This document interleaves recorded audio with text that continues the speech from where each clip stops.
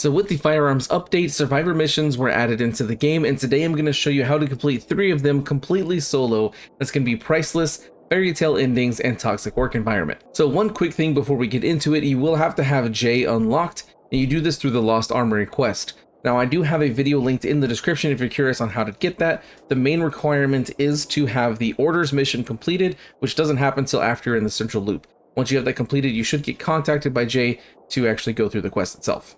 Also, you can access these missions through the Survivor Missions board, which are found all over the map, and each one is the exact same thing, so it doesn't matter which one you go to. So you might also notice that there are Survivor missions as well as Elite missions. The only difference between them is that you get more rewards for the Elite missions, and you only have 1 extra life instead of 3 like the Survivor missions. Some accessories that are really useful for these missions are the decoy, the UV bar, and the UV flashlight. This will kind of help keep zombies off of you and let you kind of do things a little bit easier. For the consumables, camouflage grease is absolutely amazing. You can unlock this during the Bloody Ties DLC, and I'll have a link for that in the description below if you're curious about how to get that. But it will make you invisible to zombies, and it's very, very useful for opening chests, so I would highly recommend using it.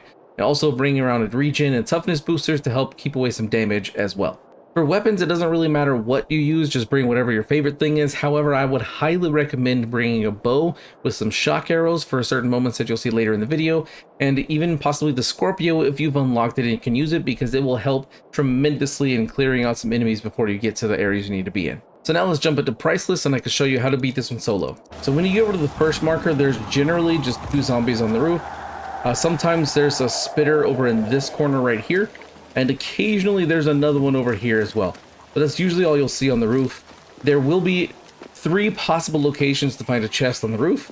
It's either going to be right here in front of this pillar, right here in front of this one, and then also right here behind this pillar. Those are the only 3 locations on the roof it's going to be, so if you don't see them, you know they're all inside the building. So I actually like to go to this hatch right here to drop down, because there's usually a chest right next to it. So let's drop down here, and in this first room, you'll see the chest in this corner. This is one of the locations it spawns. Let's go ahead and get that open and grab the medical supplies. The next location is actually going to be right here, kind of in the middle of the room, in front of this wall here.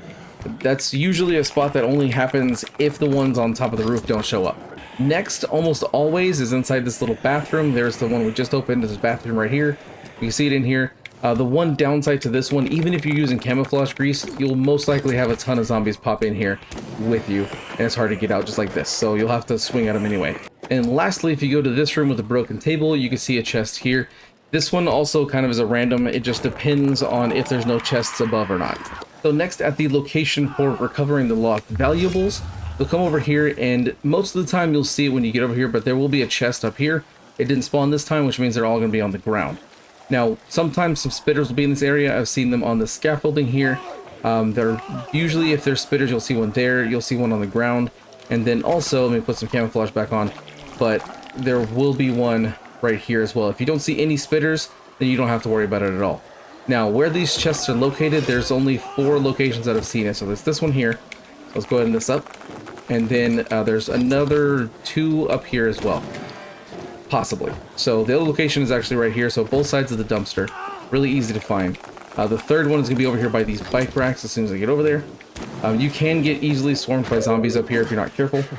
But there's one that usually spawns right here. This time it didn't, so the other 2 are going to be on the ground over here. So just drop down on top of this truck. This will be right here next to it. And then after we get this open, it's actually going to be on the other side of the building. So we'll get this and go over there. So we'll grab that and then just turn around and go right over here. Got electrocuted a little bit, but that's fine. And the chest is over here by this car. So that's all the locations for the chests. If you don't see one on the roof, there's going to be the rest of them are on the ground. So that's where that is. So let's head over to the retrieve the crystals area. Now, I personally actually like standing on top of the dark hollow right here, because it gives me a good view of what enemies are over here without having to go over there first. Now, there's a couple of things here. It just depends on the luck of the draw, essentially. You can have one of a few different possibilities. You can kind of see here, pull up my binoculars, there's a fire goon right over there. So you have a possibility of a regular goon, fire goon, electric goon, caustic goon, or a charger to show up here. Those are the 4 possibilities, so it just kind of depends. If you don't like what's up there and you want to change it, all you got to do is just jump over here on this side, go back to that first area we were just in for the valuables that we just grabbed, and then as soon as we get kind of over to this tree, we just turn around, and then make our way right back over there again. What this does is it actually causes the enemies to respawn, and you can do this to farm for chargers, but there's a much easier mission to do chargers that I'll have another guide coming out for soon. But if you don't want to do that and you want to do this, you can keep coming back here over and over again. And now you can see I've got some spitters. So this is why I recommend using ranged weapons, because now I can take out these spitters before I get there, so that way they're not a problem, because spitters are always a problem. Now, once you've taken out everything you want to take out, you can kind of see on this first pillar, if there's a chest here, then that means that 3 of the chests are going to be up on this part, and the last one's going to be on the downside. If you don't see one up right here in this specific location, then there's going to only be 2 chests up here, and then 2 on the level below. So it's this location. The other 2 possibilities is this one right here, which we did find. If you don't see this one, I'm going to show you some more. And then once we get this one open, the other possibility is actually right here where you can see this one, and also against this wall right here. So it's possible to be there as well. I'll reapply this camo so I don't get seen. But this is why the camo is extremely important when you're searching for these, because you don't have to worry about getting hurt or anything unless you take elemental damage, which you will still get hurt. Once you do that, you get all the 3 of the chests. You drop down here. There's 2 possibilities. There could be a chest right here where this body is, or it'll be over here with this tree. So those are kind of the only 2 spots for the chests, but that's where you find all of them for this one. And let's head over to the last area. Now, when you get over here, all you need to do is clear out all the zombies you see. So it's not super difficult to do, but there are a few different configurations. Sometimes there'll be a couple of boomers, like you see here. There's one there and one there. Other times you'll see spitters, like there'll be a spitter up on that building. There is usually one on top of this truck, and then another one on the ground over here somewhere. And then sometimes you'll see a banshee as well. So those will kind of be randomized. The demolisher is always there. So if you're trying to do a bounty that requires a demolisher, this is basically the mission you want to do. At the end of it, you always have to defeat the demolisher. So I personally like to take out the special infected first. Luckily, if you have the banshee there, you can, if you're good enough at your aim, you can get the headshot. If you're trying to get headshots, and then take out the other ones as well. One quick tip here: I know there's a bounty for getting a headshot on a demolisher, so we're gonna do that real quick here. Right after I explode this guy. There we go. All right, so the trick with the demolisher, what we want to do is shoot between these 2 vehicles. That'll get him interested in what's going on, and he actually gets stuck right here. It's really, really important.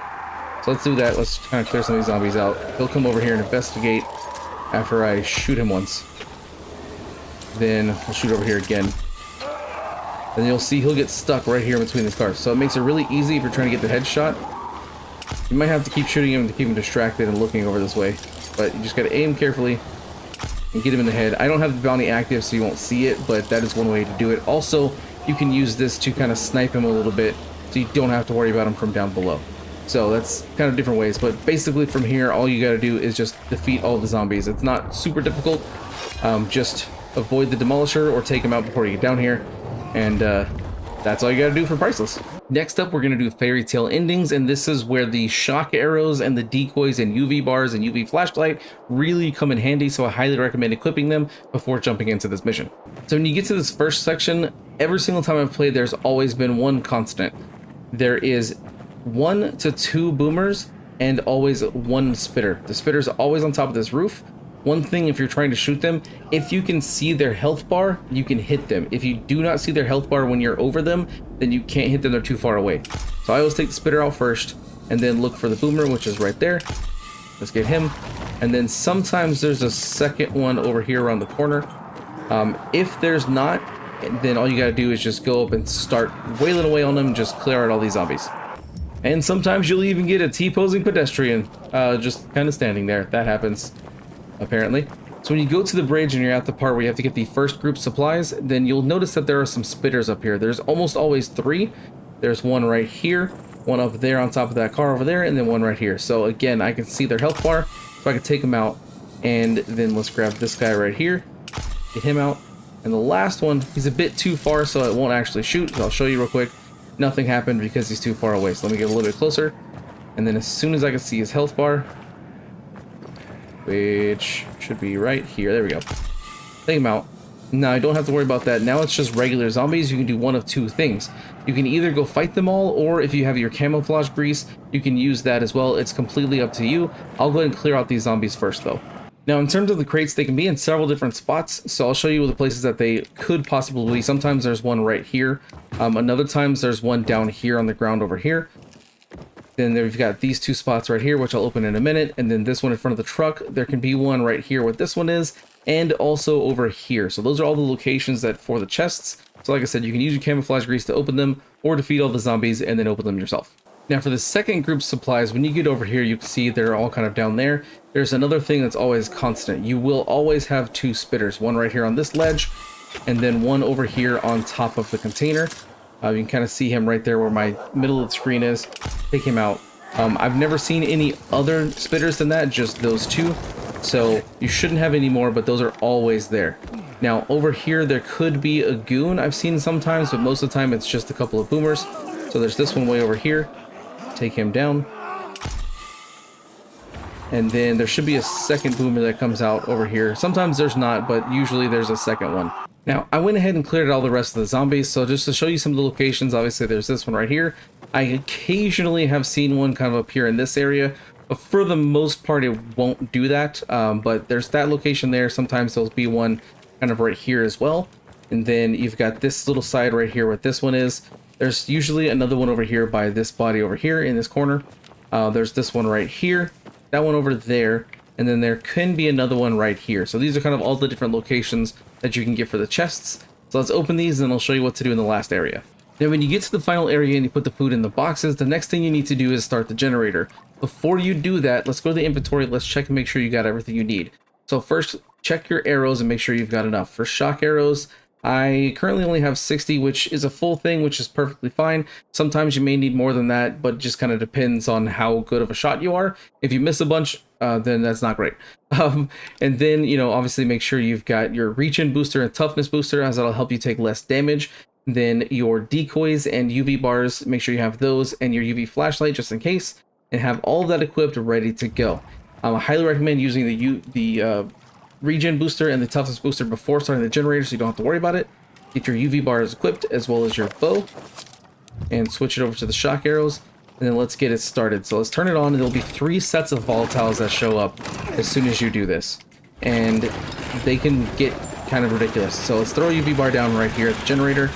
Let's get away from them a bit, and then start shooting with the shock arrows.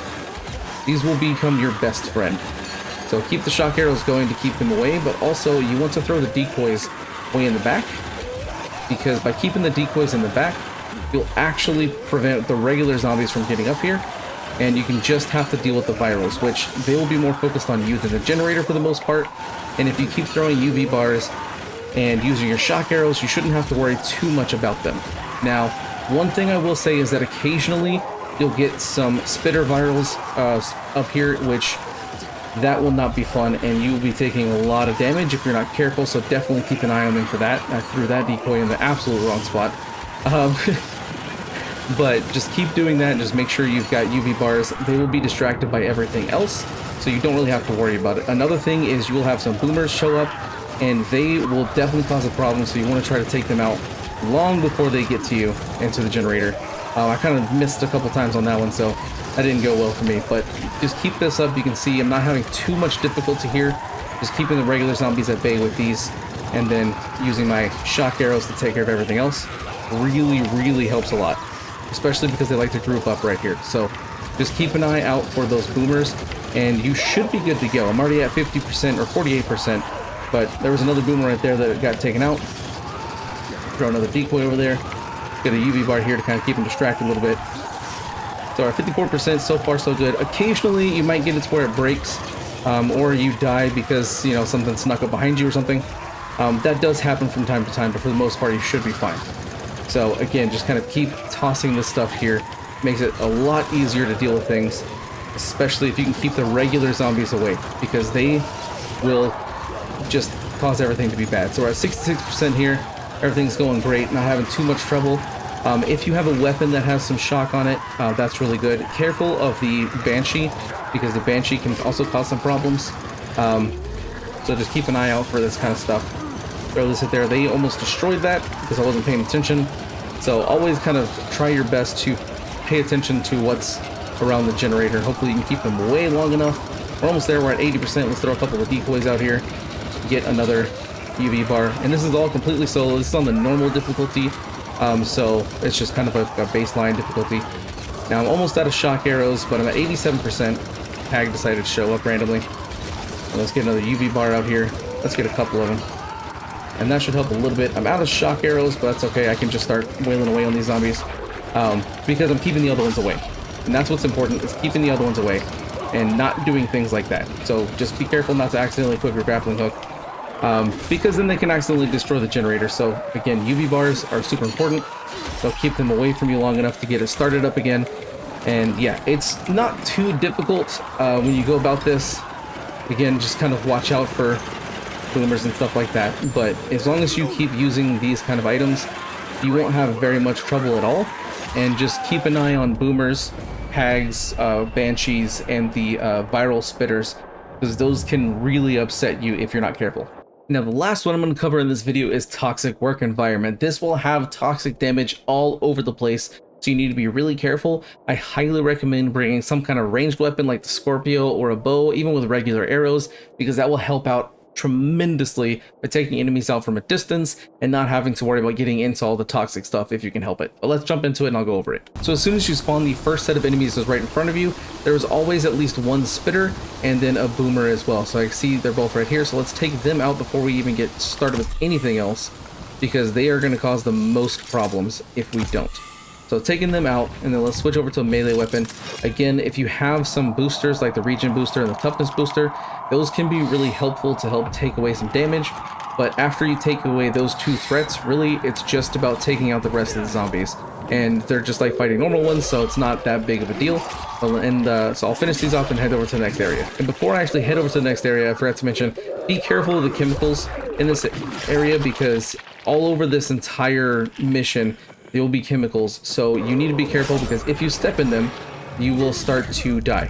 So make sure you try to avoid them as much as possible, so don't step in the yellow areas. But now let's actually go to the clear the bridge objective. Now once you're at the clear the bridge objective, there will be 3 spitters in this location. There's gonna be one right here on top of the truck, like you can see there. Let's take him out. Well, if you don't miss, that is. So be careful where you aim. Take him out. The second one is actually right here. You can kind of see him. He is kind of by this rope on the ledge. Take him out. And you'll maybe be wondering where the third one is. Well, let's climb up here, because he's basically right below us. Normally he's right here, kind of on the street. He decided to move because of an explosion, so now we gotta wait till he stops moving to get this aim down just right. And we totally missed. But you want to try to take out the spitter as quick as possible. He's somewhere over there, I think, still. Once you take all of them out, like I said, just fighting them normally is just fine. I'm actually going to switch to my bow and use that for the rest of these zombies, because it's much quicker to just take them all out from a distance than having to go down there and actually physically fight them. So the defeat the toxic enemies objective, there's going to be 3 spitters here as well. There's one on top of this car, one on top of that car, and one kind of in front of this little fountain thing. So let's go ahead and take them out first, because they are going to cause the most problems. So if you can take them out, again, long range stuff like bows can really be useful here, as long as you don't miss. That is. So use whatever weapon you want, but using the range stuff. And then again, you can jump down there and fight them, or you can take the enemies out from above, like with a bow, and not have to worry about it. It's completely up to you how you want to handle it. For the final area, there's only one enemy you actually have to defeat, which is the boss. However, there are 3 spitters in this area that can absolutely ruin your day. The first one is actually right over here on top of this, so you want to take him out. There's not a lot of opportunities for ranged stuff in this area. There's nothing you can stand on that isn't covered in chemicals, so really you got to take them out kind of before you get over here. There's another one over here. Take him down. And there's another one that's a bit too far to reach, so let's go ahead and jump over here and get on top of this building, which should protect me from just about everything. Oh, actually there's 4 spitters, so I forgot to mention that. There's a 4th one here. So take that one out, and then there's another one kind of in the back, in this direction. Let me see if I can get over there and handle him. Usually there's one over here on top of this stuff, but looks like he's not there this time, so it's 3 or 4 spitters. It just kind of varies. Now, the easiest way to go about this, you can use ranged stuff to take him down. I highly recommend taking out the other zombies first, just to where you can have a bit more space when fighting the goon, but then again, you don't really have to. Really and truly, only the spitters are the main issue, because they can really kind of get in there and mess with you. Because if you want to use ranged combat, the best way to do it is just, after the spitters are gone, just climb up on top of here. You don't have to worry about it, and I can just sit here and take pot shots at him all day long, and there's nothing that he can do about it. He can't hit me with anything. There's nothing that could damage me. If you do get in a spot where you somehow do start taking damage, or you need to like get off of this to actually hit him, then it's easy to just get off and get away from him a bit and take him down. Now, I also really love using the shotgun in this area, because if you're on the regular version, he actually takes quite a bit of damage with a shotgun, but you do want to be careful because this can bring some zombies around. Also, there is a bounty for defeating a boss or hitting a boss 10 times without taking damage. Out of all the missions I've played, Poison Alice is the only one that actually counts for this, because it's the only one with an actual name and a boss health bar. So keep that in mind if you're trying to do that. This is the mission you want to do that for. And highly recommend using something with low damage or the Mistress Sword, so you don't have to worry about accidentally taking him down and defeating him before actually completing that bounty. So that's how you do all 3 of those missions completely solo. I'll have another guide coming soon for Firestarter, Fast Food, and This May Sting, so definitely stay tuned for that. And if you want to see more Dying Light content, then make sure you like, subscribe, and click the bell for notifications. And if you want to see other types of games, then why don't check out my second channel called RG Reimagined, linked in the description below. Thanks for watching. See you next time.